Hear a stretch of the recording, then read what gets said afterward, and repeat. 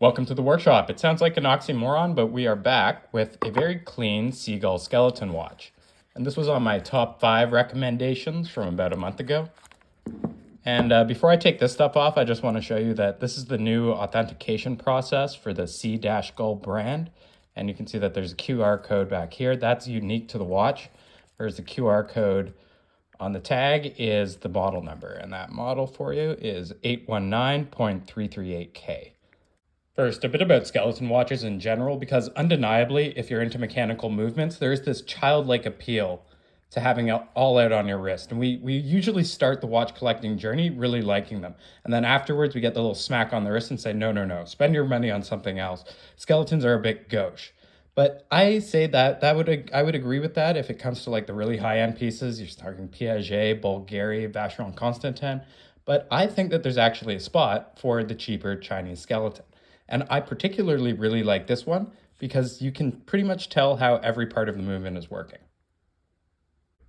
So what if I told you of all the crappy Chinese skeleton watches on the market, there's a proper Sea-Gull that is not only classier than the old model, in my opinion, with this darker color scheme, as well as being slightly cheaper because this is on promotion.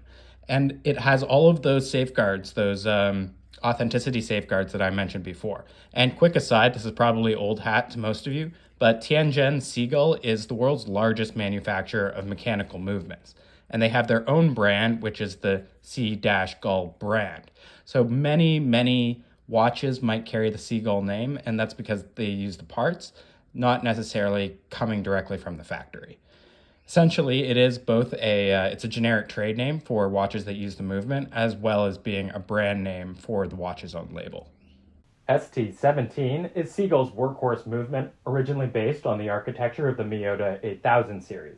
And it does add hacking and a bidirectional winding system, and that has definitely been borrowed from Seiko. So if you look top left, that is Seiko's magic lever system. It's basically a wheel between two opposing poles. And if you add that to the Miyota bottom left, then we get the ST17. Albeit in this case, it's not skeletonized. Take a look at Sea-Gull's existing skeleton watch, the M182SK. And this from the same seller, it's markedly more expensive and less attractive in my eyes. There are cheaper gray market versions available, so if you look at the right, it's half the price, but without that guarantee of authenticity. What I think it might be comprised of factory seconds, then assembled by a third party.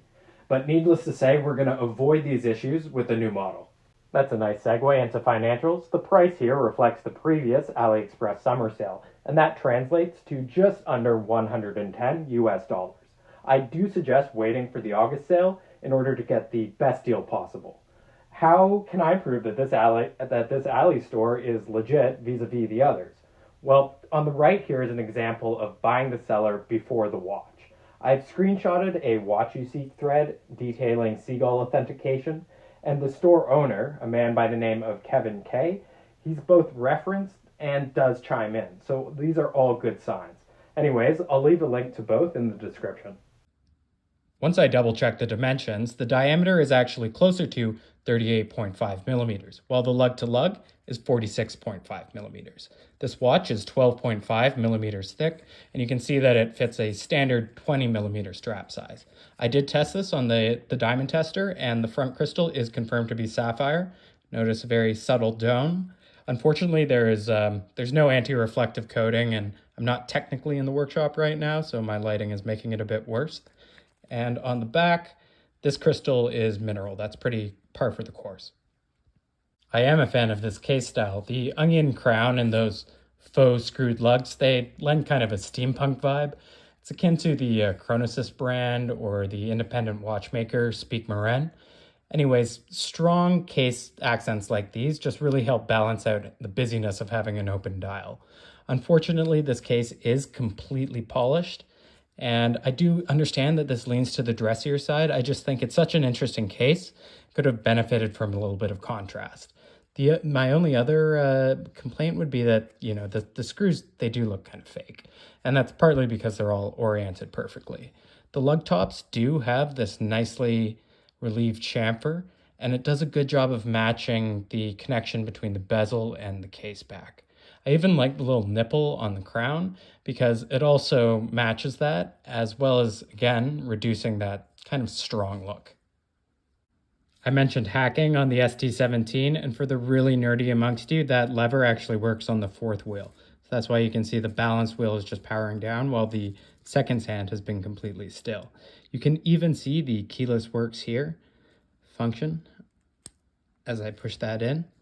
And this is a push-pull crown, giving us a water resistance of 50 meters.